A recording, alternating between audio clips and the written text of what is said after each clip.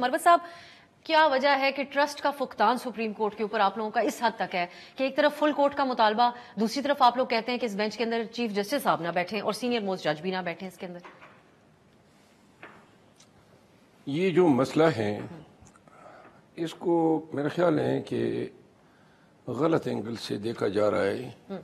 जजिस के लेटर पे जो बेंच बना है, बहैसियत एक वकील के मैं ये समझता हूँ कि ये प्योरली एक मैटर है between the members of the legal and judicial fraternity.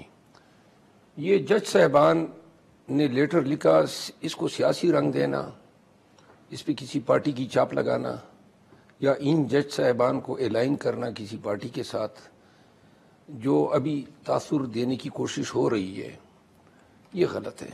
Pakistan Tehreek Insaf ने यह मुतालबा किया है कि अदलिया खुद मुख्तार हो, इसमें किसी किस्म की दखलकारी न हो। ये मुतालबा पूरी कौम का होना चाहिए और ज़रूरत है, क्योंकि हमारी अदलिया की मादी कोई शानदार नहीं रही है।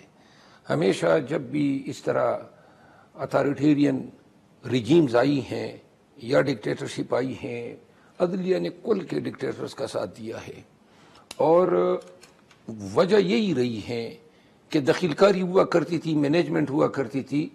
तो ये जो जज साहबान ने 2 साल के वाक़यात बयान किए हैं और इसमें टीरियान केस हैं, टीरियान केस को कोर्ट करने की वजह से हमारी उस नैरेटिव को विंडिकेशन मिली जिसमें हमने कहा था कि हमारे केसेस जो हैं उसमें उनको मैनेज किया जा रहा है। यानी एक तरफ से नवाज शरीफ को बरीयती मिल रही थी, उसके ख़ानदान को, उसके औलाद को, उसके भाई को, पीपल पार्टी को। दूसरी तरफ उसी जुरिस्डिक्शन में यानी इस्लामाबाद में खान साहब पे तोशाखाना में सज़ा, फिर तोशाखाना रेफरेंस में सज़ा, इद्दत में सज़ा, साइफर में सज़ा, बैक वक्त 2 मुख्तलिफ मयार थे।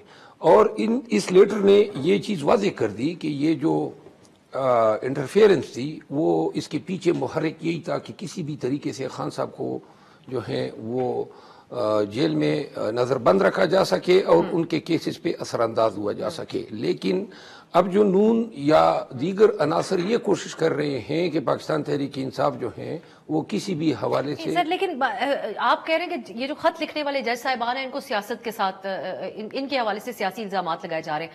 चीफ जस्टिस ऑफ पाकिस्तान से आप लोग क्यों मुतालबा कर रहे हैं कि वो इस बेंच से हट जाएं?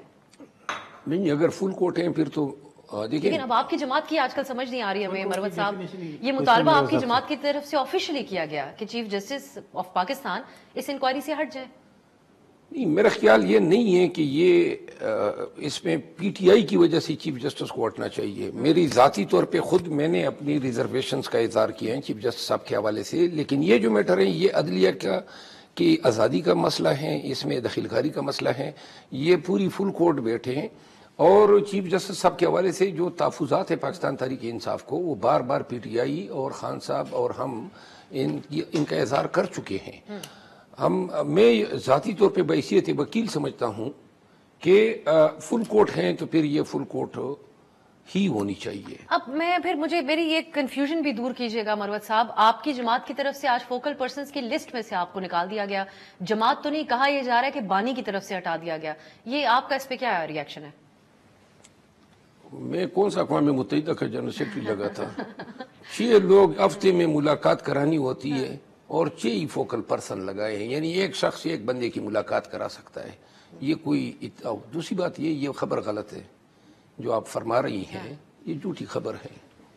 और अगर आप अभी अपना ट्विटर खोल लें तो इसमें बैरिस्टर कौर साहब ने फिर इसकी वजाहत की है। ये मैंने खोला है, आप अभी खोल लें, ट्विटर की खोला है सामने। उसमें बैरिस्टर साहब तो बाकायदा तौर पे ये बात कह रहे हैं कि सेंटर शिबली फराज, उमर यूब साहब होंगे, इंतजार हुसैन साहब होंगे। मैं आपको ये ट्वीट लगा हुआ है ताज़ा, अगर आप हमारे नाजरीन के लिए कुछ इसको जी ये इधर आप देख लें। इसमें वो कह रहा है कि ये दूसरी दफा वजाहत है और 3 दफा इन्होंने वीडियो पे वजाहत की। मीडिया एक ऐसी चीज के पीछे पड़ गया है, एक शख्स जो है उसको मिलाने के लिए फोकल पर्सन। अब जनाब आसमान गिर पड़ा और जमीन फट गई।